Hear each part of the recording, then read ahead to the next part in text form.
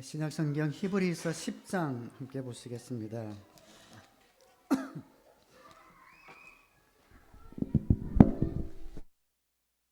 10장 1절과 4절 그리고 넘어가서 11절부터 14절 그렇게 제가 봉독해 드리도록 하겠습니다.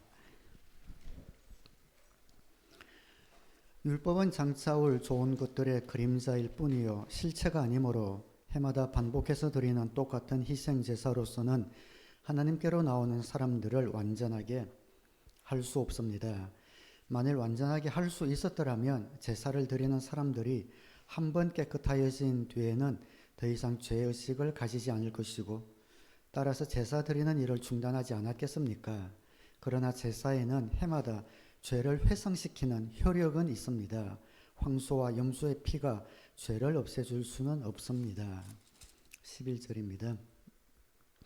모든 제사장은 날마다 제단에 서서 직무를 수행하면서 똑같은 제사를 거듭 드리지만 그러한 제사가 죄를 없앨 수는 없습니다. 그러나 그리스도께서는 죄를 사하시려고 단 한 번에 영원히 유효한 제사를 드리신 뒤에 하나님 오른쪽에 앉으셨습니다. 그리고서 그는 그의 원수들이 그의 발 아래에 굴복할 때까지 기다리고 계십니다. 그는 거룩하게 되는 사람들을 단 한 번의 희생제사로 영원히 완전하게 하셨습니다. 아멘.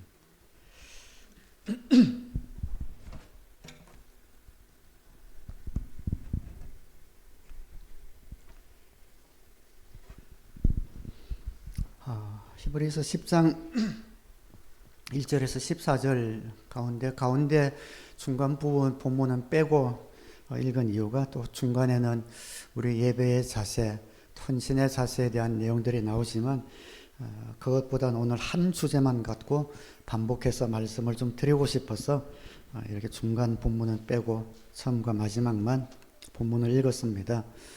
여러분 본문을 읽으실 때 짐작하셨겠지만 이 땅의 어떤 제사들 이런 것들은 효력이 영원히 있는 것은 아니구나.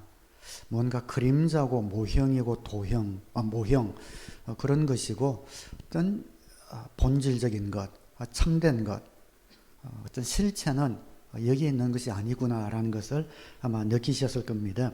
그래서 오늘은 그 말씀을 좀 쭉 이 표현 저 표현으로 계속 같은 말이지만 말씀드리면서 잘 알고는 있지만 우리의 관심이 이 땅에 있다는 것 한번 살펴보면서 예수님을 믿고 천국 간다는 것은 고백했는데 살다 보니까 자꾸만 그것 까먹고 자꾸만 이 땅이 다인 것처럼 살아가는 우리의 모습들을 보면서 다시 한번 좀 마음을 새롭게 하는 그런 시간이 되기를 바랍니다. 10장 1절에 율법은 장차 올 좋은 것들의 그림자일 뿐이다. 실체가 아니다. 새마다 반복해서 드리는 똑같은 희생 제사로서는 사람을 완전하게 할 수 없다. 레위인들이 제사를 드리죠. 근데 제사는 실체의 그림자입니다. 여러분도 햇빛에 나가면 여러분의 그림자가 다 있지 않습니까? 그 그림자는 무슨 일을 할 수가 없어요. 먹을 수도 없고 힘을 쓸 수도 없습니다. 근데 나에게는 붙어 있죠. 실체인 나는 내가 하고 싶은 일을 하지만 그림자는 그런 일을 할 수가 없습니다. 근데 제사, 율법 이런 것들이 그림자다라고 이야기합니다. 그 자체로는 어떤 효력도 발휘할 수가 없답니다. 효력도 없는데 왜 해마다 그럼 드려야 되는가? 한 가지 목적이 있다면 제사를 드리면서 왜 제사를 드리는가? 그건 알 수 있지 않겠어요? 내가 죄가 있기 때문에 우리 죄 때문에 제사를 드리는구나. 나는 죄인이구나. 라는 것을 상기시키는 그 효력 하나는 있다. 그래서 이 제사가 내 죄를 속해주지도 못하는데 내가 죄인이니까 어느 순간에 나를 속해주실 분이 필요하다라는 그런 기대를 갖게 하는 것. 결국은 어떤 분이 오셔야 한다는 것. 이 땅에서 드리는 모든 예식은 그림자일 뿐이고 실체가 아니고 그 마지막 실체는 하늘에서 이루어져야 된다는 것. 그것을 알려주는 데 있다라고 이야기합니다. 영적인 세계가 있습니다. 그리고 물질 세계가 있지요. 자연 세계. 우리가 살고 있는 이 세계는 물질 세계입니다. 우리의 오감으로 만지고 느끼는, 보이는, 들리는 이곳이 다 물질 세계입니다. 영적인 세계가 있습니다. 영적인 세계는 우리가 살고 있는 이 물질 세계보다 훨씬 차원이 높은 그런 세계입니다. 고차원의 세계입니다. 종종 생명의 삶 시간에 이런 예를 제가 말씀드리기 때문에 한 번쯤은 들어보셨겠지만 차원이 있잖아요. 수학의 디멘션. 1차원은 선. 선이 모이면은 면을 이루죠. 이 선은 자기 선들이 모여서 어떤 면을 이루는 그 2차원을 상상을 하지 못합니다. 선은 1차원이겠죠. 면은 2차원. 근데 2차원인 이 면들은 그 면들이 모여서 공간을 만들어내잖아요. 3차원 공간을 만들어내는 것에 대해서는 2차원인 면들은 상상을 할 수가 없습니다. 이 3차원 공간 안에 저와 여러분이 살고 있습니다. 그리고 이 공간에 시간을 1차원에서 3차원 플러스 시간 1차원에서 우리가 사는 세상을 3차원이라고 하기도 하지만 4차원이라고 하는 이론이 더 맞는 것 같아요. 우리가 4차원에 그렇게 살고 있습니다. 차원이 올라갈수록 고차원일수록 실체에 가까워지죠. 선보다 면, 면보다 공간, 공간과 시간 안에 살고 있는 우리. 그런데 영적인 세계는 5차원이 될지 6차원이 될지 우리는 알 수가 없습니다. 저차원에 사는 우리는 그래서 영적인 세계를 상상할 수가 없습니다.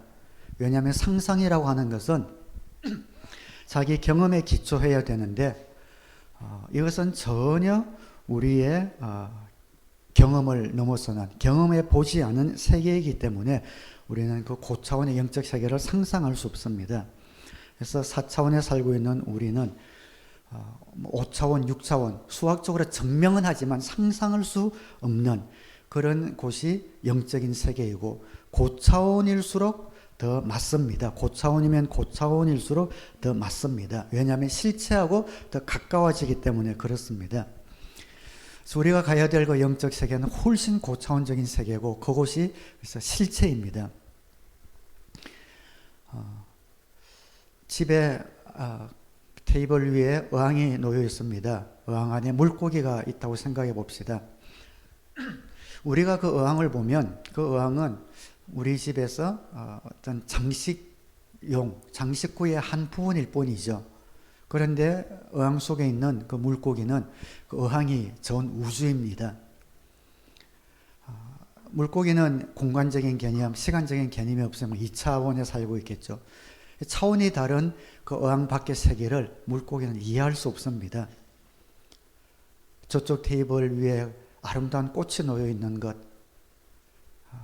카텐이 하늘하늘 그리는 것, 조금 열려진 창문 사이로 산들산들 바람이 날리는 것, 그리고 거기 두 발로 서서 걷는 사람들, 서로 주고받는 대화들, 속삭이는 사랑, 의리.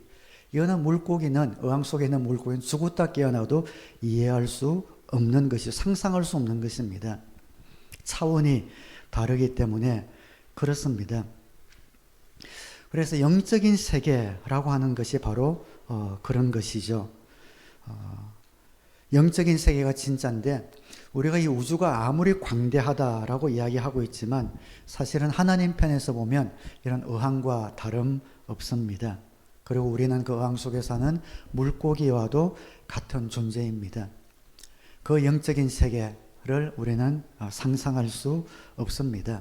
그런데 그 영적인 세계가 더 고차원이기 때문에 더 실체에 가깝고 그것이 진짜입니다. 우리는 자꾸 눈에 보이는 것, 경험하는 것, 측정되어지는 것이 진짜로 알고 살아가지만 실제로 이 땅에 살고 있는 물리세계는 그림자일 뿐이고 우리가 지금 보고 듣고 느끼는 이 물리세계보다 훨씬 진하고 선명하고 똑똑하고 확실한 실체가 우리 앞에 기다리고 있다는 것을 우리는 잊어서는 안 됩니다. 그것이 바로 우리가 가야 될 곳, 실체입니다.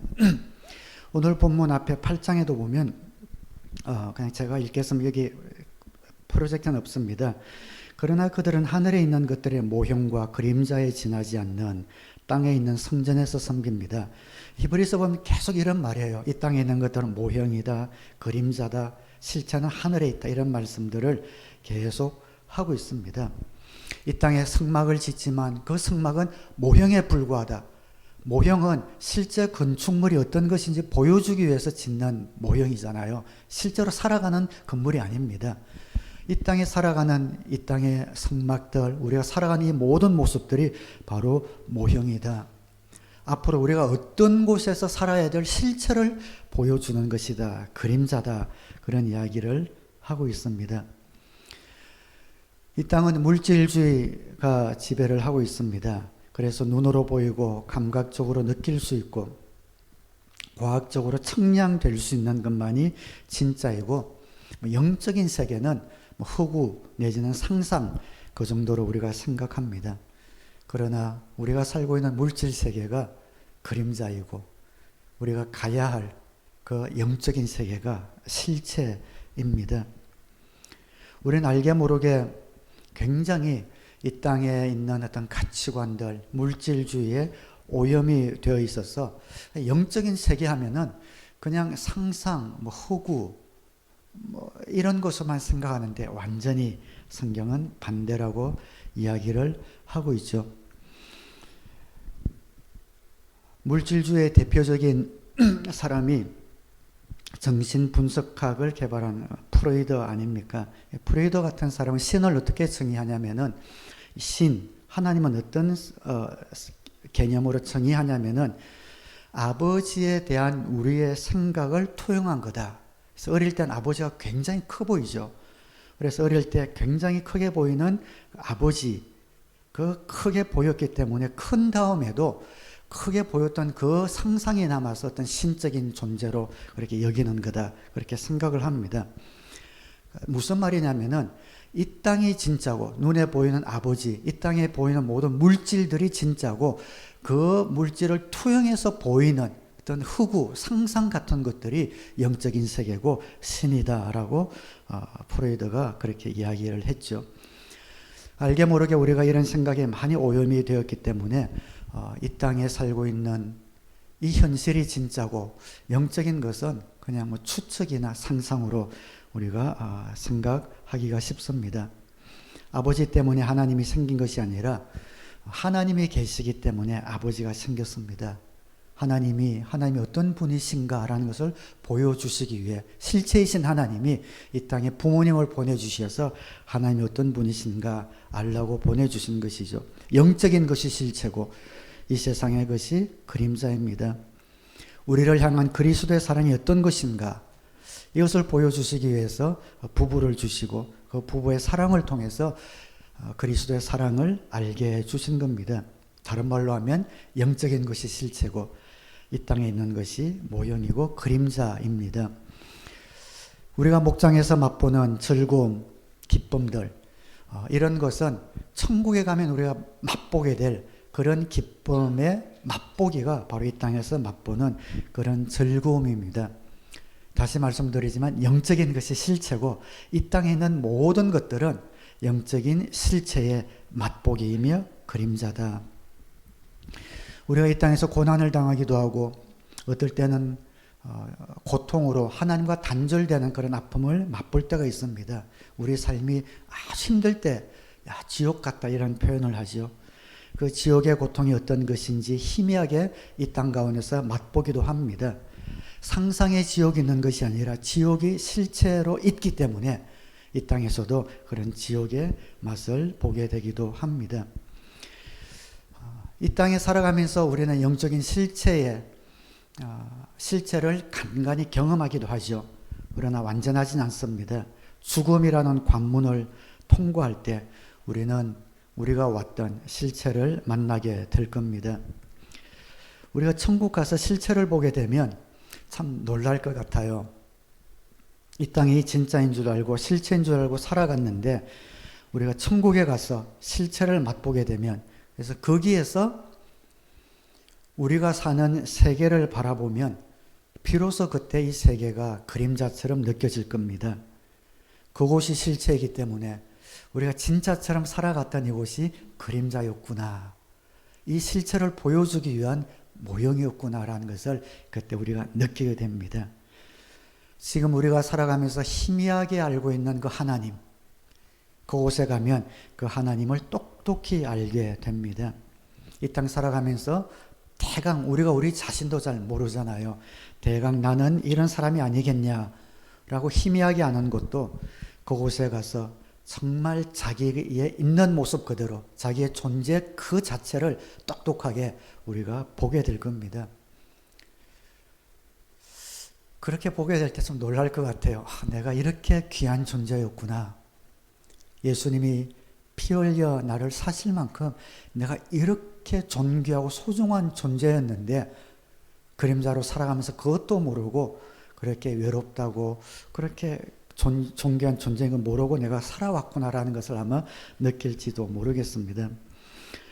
우리가 세상 살아가면서 세상은 뭐 이런 건가 보다, 뭐 세상살이가 인생살이가 이런 건가 보다라고 희미하게 알고 있는 것, 실제인 그곳에 가면 이런 것이 분명해질 겁니다. 세상이 왜 있었고 내가 거기에 왜 서 있었고 왜 존재했는지 그때 분명하게 보게 될 겁니다. 우리 세상 살아가면서 역경도 당합니다. 역경을 당할 때 정확한 하나님의 뜻 우리가 알 수 없잖아요. 그러나 하나님의 섭리가 있을 것이다 라고 우리 나름대로 희미하게 믿고 생각해 보지만 우리가 그곳에 가게 되면 그때 왜 내가 그런 고통을 겪어야 했는지 똑똑하게 알게 될 겁니다. 이 땅에 있는 모든 일들은 이 물질 세계는 그림자입니다. 하늘나라를 가리키고 하늘나라를 준비하라고 우리에게 주어진 모형입니다. 실체를 위해 살라고 우리에게 주어진 선물이기도 합니다. 이 세상이 그림자고 하늘나라가 실체입니다.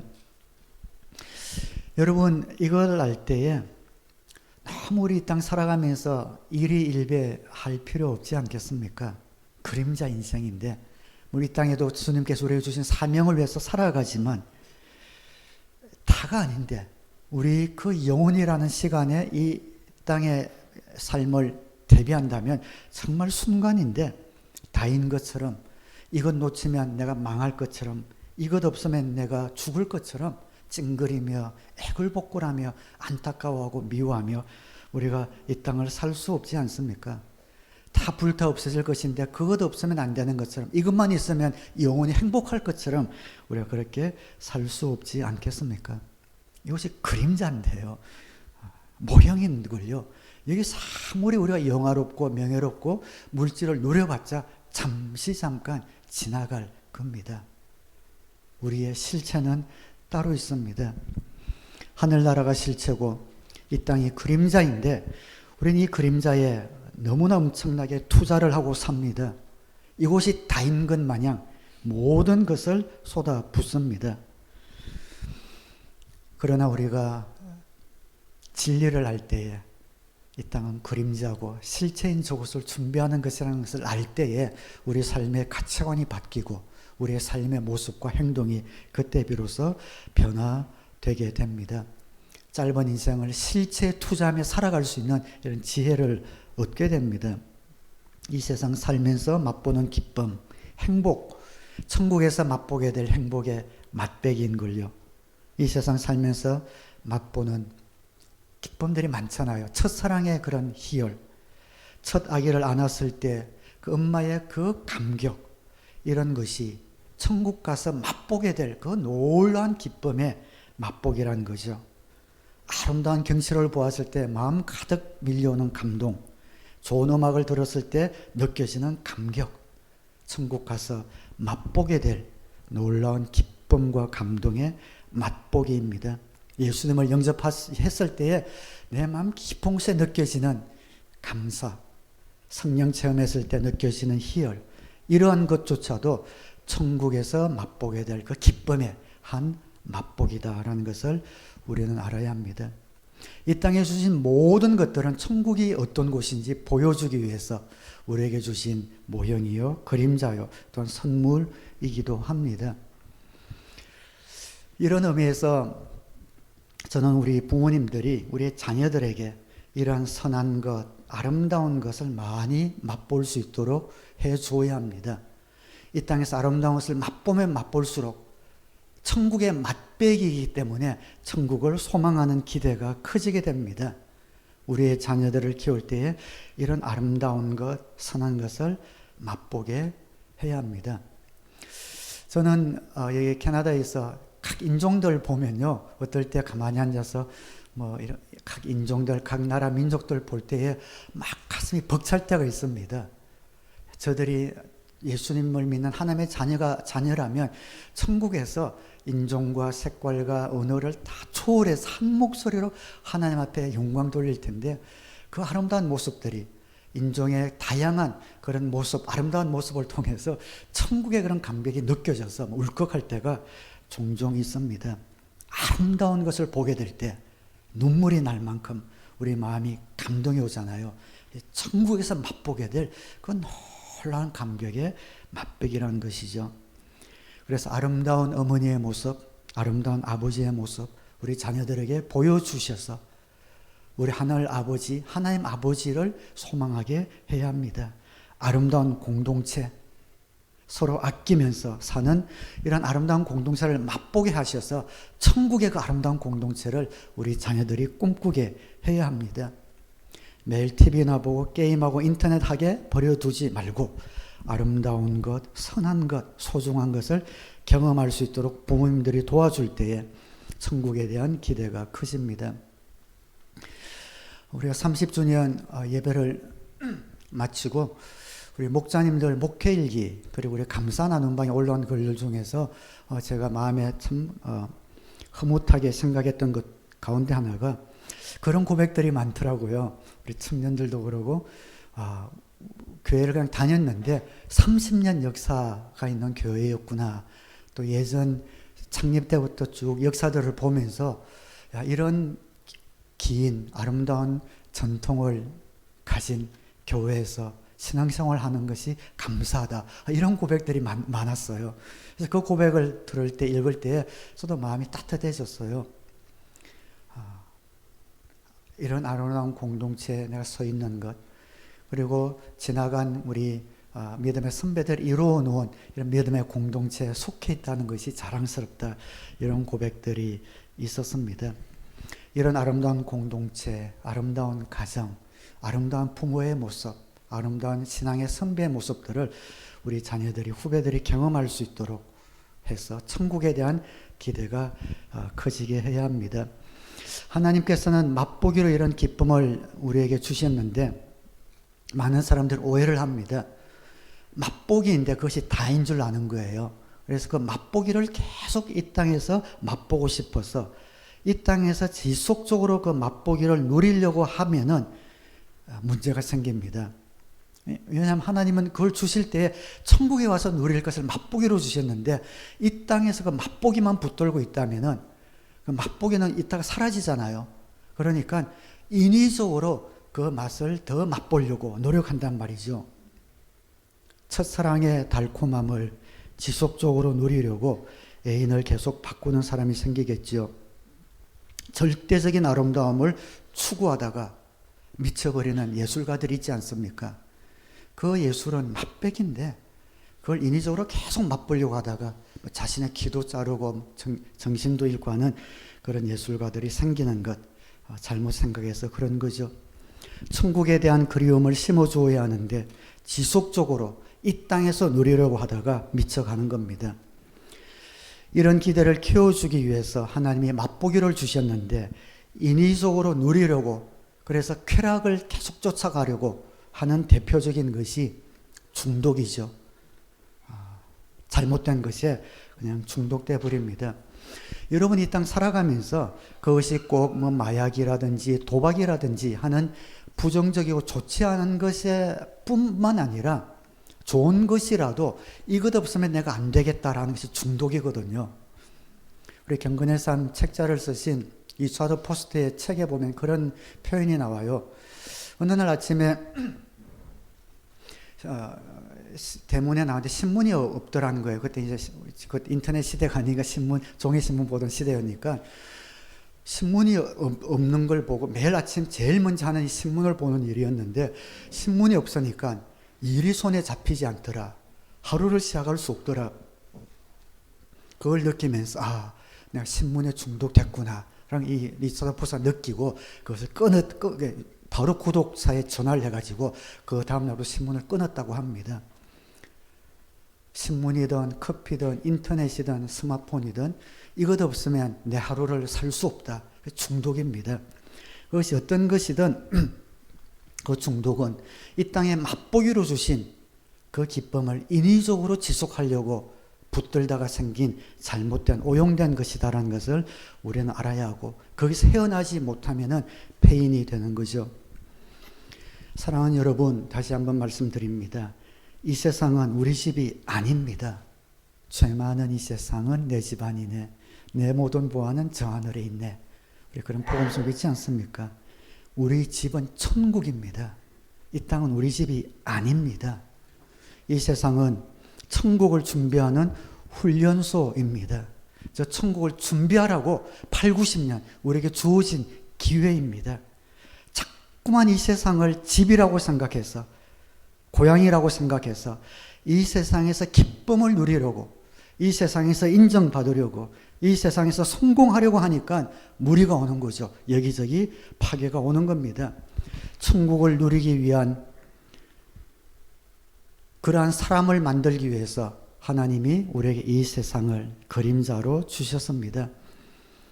그래서 하나님이 계시다는 것을 알려주기 위해서 기도응답과 축복도 주시기도 하시고 어떨 때는 역경과 고난을 경험하기도 하셔서 이 땅은 사라질 곳이니 영원한 곳을 바라보고 잊지 말고 준비하라라고 말씀하시는 거죠.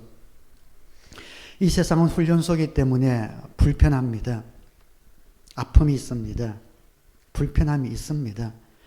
그러나 우리가 주저앉게 하지 않기 위해서 응답도 있고 위로도 주시지만 우리 집은 아닙니다. 이 땅은 우리가 머물 곳이 아닙니다. 그래서 여러분이 어려움이 있더라도 실망하지 마시고 천국을 소망하는 귀한 믿음을 결단하는 오늘 예배가 되시기를 주님의 이름으로 축원합니다. 요한복음 8장 32절은 너희는 진리를 알게 될 것이며 진리가 너희를 자유롭게 할 것이다. 진리가 무엇일까요? 영적인 것이 실체고 가시적인 것, 물질 세계는 모형이며 그림자다라는 것을 인정하는 것, 그것이 진리입니다. 사단은 그 진리를 호도합니다. 이 땅이 다인 것처럼 살게 만듭니다. 거짓입니다. 이 땅은 그림자며 모형입니다. 실체는 천국입니다. 하늘입니다. 이러한 가치관, 이러한 천국관, 이러한 우주관을 가지고 살아갈 때에 우리는 균형 잡힌 그런 삶을 이 땅 가운데 살아갈 수 있습니다. 여러분, 눈에 보이는 것이 다가 아닌 것 우리가 알잖아요. 눈에 보이고 편리를 주는 돈을 사람들은 추구합니다. 돈이 행복을 주지 않는다는 것 우리가 알죠. 눈에 보이지 않는 하나님과의 올바른 관계, 이웃과의 올바른 관계, 우리에게 행복을 준다는 걸 우리가 압니다. 행복한 부부들은 어떤 부부가 행복한 부부들인가 우리가 알잖아요. 결혼 대상자들이 아내를 찾고 남편을 찾을 때에 예쁜 사람, 잘생긴 사람을 찾는데 한국은 이런 면으로 아주 미친 것 같아요. 너무 잘생기고 이쁜 사람만 찾는데 행복한 배우자가 누구인가? 정말 이쁘고 잘생긴 사람입니까? 아니잖아요. 행복한 결혼을 이루는 부부는 아름다운 품성을 갖춘 부부입니다. 내면이 아름다운 그런 부부가 만날 때에 아름다운 부부가 될 수 있습니다. 우리가 경험으로나 이런 것들을 다 알고 있습니다. 눈으로 보이는 것이 행복을 주는 것이 아니다 라는 것을 알면서도 이 물질주의 영향을 너무 많이 받다 보니까 이 미디어가 이 세상 가장 쏟아지는 것들이 너무 무차별적으로 우리 가운데 오다 보니까 이게 다가 아니지 하면서도 실제 우리 삶은 눈에 보이는 것을 추구하며 살아간단 말이에요.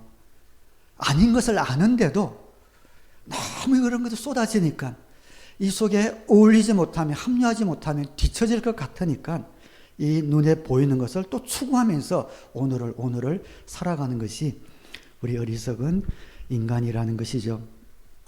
우리가 진정한 행복을 누리기 위해서는 진짜가 뭔가 꼭 붙들어야 합니다. 이 땅은 그림자다. 이 땅은 모형이다. 영적인 세계가 있는데 그건 고차원적인 세계고, 고차원일수록 더 실체에 가깝고 그것이 진짜다. 그곳에 갈 때에 하나님이 누구시고 내가 누구며 이 세상과 사명이 무엇인지 선명하게 보이는 그곳이 있을 터인데, 그곳을 향해서 우리는 가야 한다. 감각적인 세계, 가시적인 세계, 물질적인 세계는 그림자고 모형이다 라는 것을 우리가 아셔서 보이지 않는 것, 그러나 실체인 하늘나라를 여러분의 방향 삼고 목표로 삼고 하루하루 채울 수 있는 믿음과 지혜의 사람이 되시기를 주님의 이름으로 축원합니다.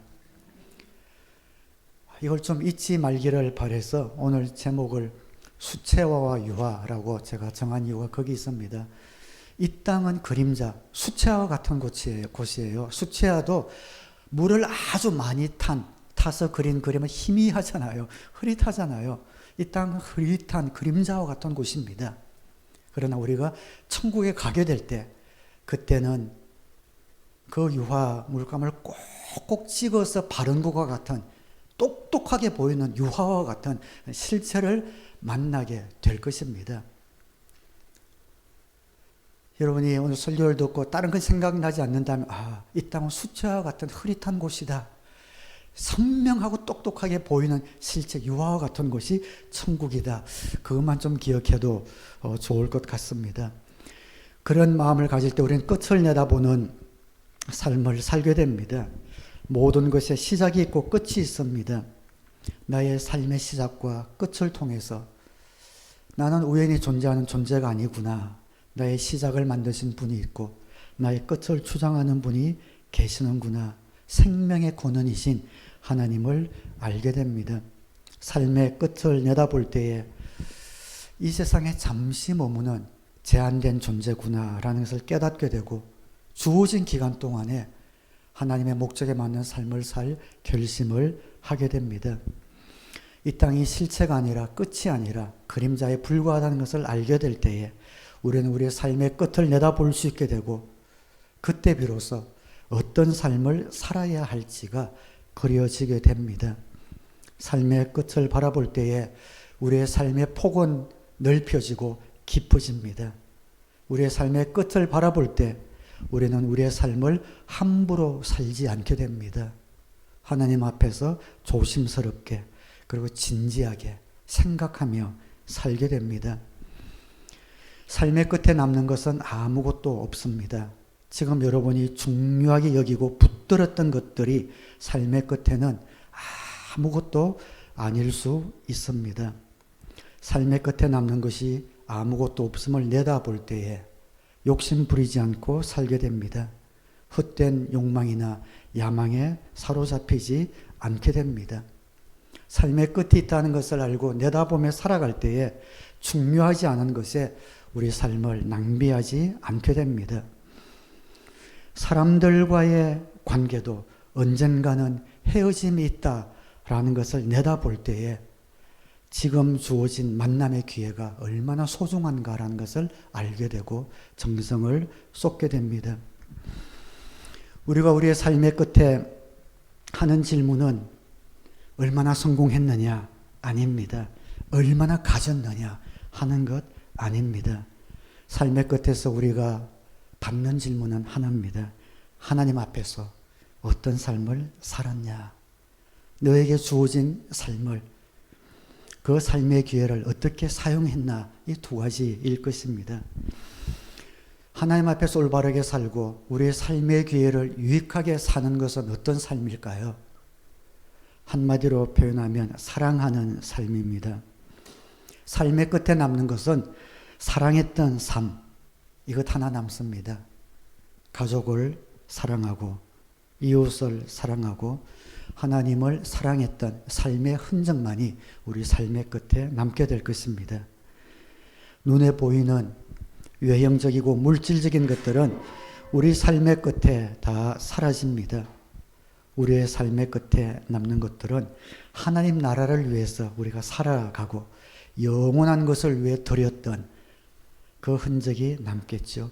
하나님 나라를 위해 드렸던 기도와 삶, 순종, 그리고 사랑했던 마음과 손길, 이것만이 영혼으로 이어집니다. 사랑만이 이 땅에서 저 천국으로 영혼으로 이어집니다. 그래서 한 사람을 사랑한 것은 끝까지 남습니다. 한 영혼을 마음에 품고 기도하는 것, 섬기는 것, 이것은 영혼으로 이어집니다. 저와 여러분이 기도하고 사랑했던 사람이 예수님을 알고 믿는 것은 가장 큰 사랑의 흔적입니다. 생명을 주는 것은 영혼으로 이어지기 때문에 그렇죠. 이 땅 살면서 그렇게 사랑하는 삶, 그림자인 이 땅, 수채화 같은 이 땅에서 영혼으로 이어지는 사랑, 한 영혼을 사랑하고, 우리에게 주어진 사명도 마찬가지입니다. 우리가 사역자의 삶을 사는 것도 끝에 남는 것은 열매가 아닙니다. 성과도 아닙니다. 얼마나 큰 교회에 목회했고 얼마나 많이 분가했고 하는 이런 것들 우리에게 남는 것 아닙니다. 하나님이 기뻐하시는 사람으로 살았느냐, 하나님이 기뻐하시는 사역자로 너의 삶을 드렸느냐, 그것 하나 남는 겁니다. 성과나 열매 남는 것 아닙니다. 우리 사역의 끝에 하나님의 인정을 받기 위해서는 하나님이 원하시는 사역을 충성되이 감당하는 것 하나 남습니다. 하나님의 소원은 무엇입니까? 분명하게 성경에 나와 있습니다. 하나님의 소원은 이 세상의 모든 사람이 한 사람도 남김없이 잃어버림을 당하지 않고 천국 가는 것. 하나님의 유일한 소원입니다. 그 하나님의 소원을 영접하고 한 영혼 품고 사랑하는 삶, 섬기는 삶, 이것이 이 땅을 사랑하며 사는 삶이고 하나님 나라에 남는 삶이 되겠지요. 삶의 끝이 가까워질수록 우리 삶은 단순해지지 않겠습니까? 우리가 천년만년 살 것 아니지 않습니까? 이제 곧 우리가 내가 먼저 죽든 주님이 먼저 오시든 한 번은 그분 앞에 우리가 서게 될 텐데, 그 시간을 생각한다면 우리 삶은 점점 단순해져야 합니다. 갈수록 더 많이 모으고 더 복잡해져서는 안 됩니다. 기도 제목도 단순해지고 이 세상에서 어떤 모습으로 끝을 맞이할지 모르기 때문에 단순하게 사랑하는 삶 하나 붙들고 하루하루를 채우는 겁니다.